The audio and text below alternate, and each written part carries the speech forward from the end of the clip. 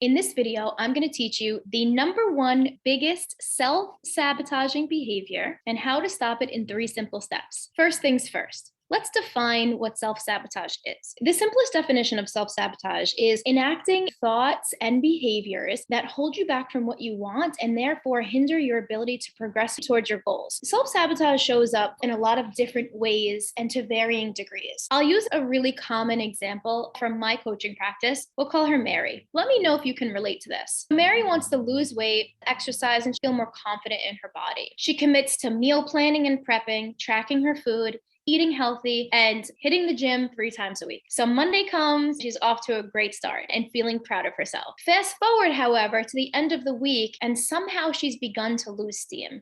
She skipped the gym a couple of times, missed a few meals on her food tracking, had a couple of cheat meals, and now her confidence is beginning to wane. She's not feeling as strong as she was, and she's starting to feel a little doubtful. So by the time the weekend comes, her diet's out the window. But she says to herself, come Monday, she's gonna start fresh. So Monday comes, and what do you think happens? The cycle repeats itself. She starts strong and then by the end of the week starts to fizzle out. This recurring pattern is something that she's familiar with, finding herself right back where she started, despite her best planning, despite her best effort. If you can relate to this, you might be able to assume that by this point, Mary's feeling pretty down on herself. She's feeling like a failure, disappointed in herself, and worse yet, she starts to feel unworthy of attaining her goals. She's frustrated that she keeps sabotaging herself and ending up in the same spot over and over again. She starts to think to herself, something must be wrong with me. Why can't I figure this out? This shouldn't be this hard. I should be able to do this. But the bully brain doesn't stop there. It keeps on going. What's the point in even trying? Who am I to even want this anyway? I don't deserve to be happy, and I don't deserve to look good, and I don't deserve to have the body that I want because I haven't worked hard enough for it. And before you know it, Mary has gone down a deep, dark rabbit hole of feeling unworthy, undeserving, and full of shame. In this type of self-sabotaging cycle, one behavioral slip back led to another, which led to another, until ultimately landing in an all-consuming negative mindset filled with self-doubt. Wanting to reach a goal, not being able to get there, feeling like there's something inherently wrong with you, and then believing you don't actually deserve it is an incredibly deceptive and damaging internal script that leads to the recurring pattern of self-sabotage. Contrary to popular belief, it is not so much about the behavior that sabotages your success as it is the thoughts about that behavior and what you make it mean about you. Here's what I really want you to get. Thinking that you're inherently flawed because you can't overcome the barrier standing between you and your goals is the number one reason why you get stuck in self-sabotage. The number one self-sabotaging behavior is actually not a behavior at all. It is a mindset. The root of all self-sabotaging behaviors is a mindset, particularly when something called collapsing happens. A collapse is when you unconsciously and oftentimes automatically assign meaning to something that is unrelated or incorrect, but that you believe to be true based on past conditioning and limiting beliefs. So here's the easiest way to understand collapsing. Put your 2 hands out in front of you. In your right hand, you have your behavior or something that happens. It can be something that you did or something that someone else did or something that occurred outside of you. In your left hand, you have your belief about that behavior or the meaning you assign to the thing that happened, your association of what you make it mean about you, okay? So here are a few examples of how collapses happen. Your friend didn't call you back or stopped responding to your text messages. The belief that you make it mean about you. I must have said something wrong. I must have done something wrong. She's mad at me. And you collapse these 2 things. The thing happened, and here's what you made it mean. And it's based on assumption. Right? The automatic impulse that you think or that you make it mean is that I did something wrong and that's why she hasn't answered me. Example 2, behavior. You ate sweets despite being on a diet. The thoughts you make it mean about you. What's wrong with me? Why can't I just stick to the diet? Why can't I control my cravings? I should have more willpower than this. I'm so frustrated with myself. I'm never gonna get this. Why do I even try? And the bully brain goes on and on until ultimately arriving at a root place of, I don't even deserve this, and I don't deserve to be happy, and I don't deserve to love myself until I lose weight. And other people won't love me until I lose weight. Collapse. right? So you just took something that happened, which is eating sweets, and you made it mean all of these other things, and now it's collapsed. Here's another example. You skipped the gym despite your commitment to go. What you make it mean about you. I'm lazy, I'm unmotivated, I'm not good enough, I always end up back in the same spot, I can't stay committed, on, and you collapse these two things. I didn't go to the gym means I'm not good enough. I'm gonna give you one more. You can't find a meaningful relationship. That's the thing. Here's the thought of what you make it mean about you. I'm not worthy of it.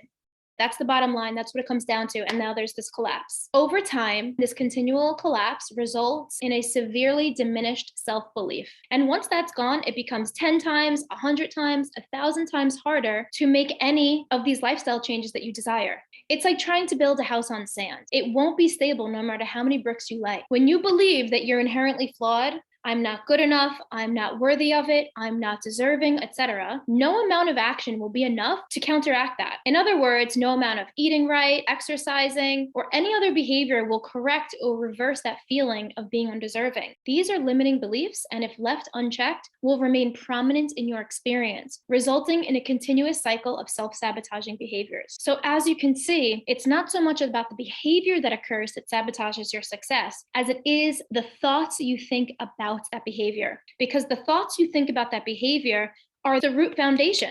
So if you have an unstable foundation, in other words, an unsupportive internal landscape, no amount of behavior is going to help you overcome. The thing that's going to overcome that is cultivating a healthier, more kind and supportive internal landscape. And here's how you can do this. These are 3 steps to stop self-sabotage in its tracks. Are you ready? Step 1, don't let the collapses occur. Train yourself to strip away all of the labels, assumptions, and incorrect correlations so you can have a more neutral perspective on things. This is going to make you more objective, curious, and open-minded. So when you're consciously or unconsciously engaging in self-sabotaging behavior, you don't make it mean something about you that it doesn't. For example, skipping your workout doesn't mean you're bad, lazy, undeserving, or unworthy. It simply means you skipped your workout. No more, no less. In other words, if your attempt at something isn't successful, don't chalk it up to mean that you're not successful. Step 2, get curious. Don't let your slip back be a reason to beat yourself up. Use it as an opportunity to get curious. Reflect on why it happened, what changes you might need to make moving forward, and how you can better support yourself in the process. In other words, see where you got off track and determine how you can get right back on track with as least resistance as possible. You might even need to reevaluate your goal to make sure it's still aligned with what you truly desire. Step 3, and this is probably the most important step. I can't underscore this enough, so don't underestimate it. Be kind to yourself. I always tell my clients, nothing warrants harsh self-criticism. Nothing. And that's non-negotiable. Harsh inner criticism does nothing good, and it only gives you another barrier to have to overcome. Acknowledge that at least you have the courage to try to set goals and work towards them. Did you know that you're among the 3% of the population who has goals? That's it, 3% of the population. So cut yourself some slack. You're doing the best you can with what you have and where you're at. Cultivate a healthy mindset with a strong internal belief system so you can create a solid foundation upon which to build.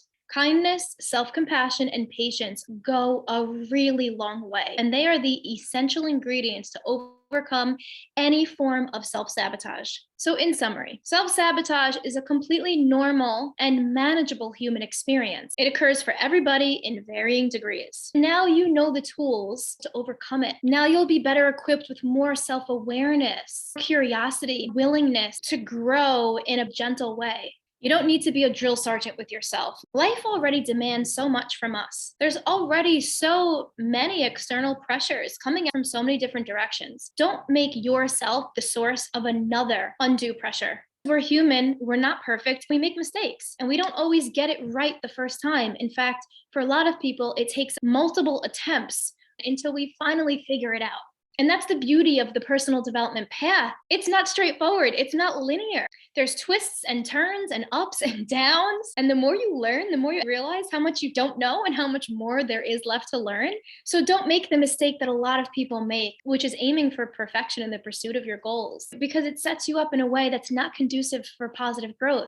So expect that there are going to be slip ups, there are going to be setbacks, and at times, self sabotaging thoughts and behaviors. This is known as the messy middle, and it's where the most potent growth happens. When we can be present enough with ourselves about where we're getting it wrong without all of the self judgment and harsh inner criticism, and have enough self love, courage, and patience to stay the course and not give up on ourselves, that's where real change occurs. So I want you to remember, as the Buddha said, you more than anyone else in the world deserve your love and affection. Don't strip yourself of that sacred gift. You're not flawed or broken, and there's nothing that needs to be fixed. You are already whole and complete just as you are right in this very moment. You work towards achieving your goals from that place, and nothing can stop you. Now it's your turn. I'd love to hear from you. Share in the comments below. How does self-sabotage show up for you, and how do you overcome it? And what's one thing you learned from this video, and how are you going to apply it to your life moving forward? I want to thank you so much for watching. It's been a pleasure to be with you here today. I will see you next time. Take good care of yourself. Bye for now. Want more support on overcoming self-sabotage, achieving your goals with ease, and creating a healthy relationship with yourself? Click the link below to send me a message and let's chat. I'd love to support you.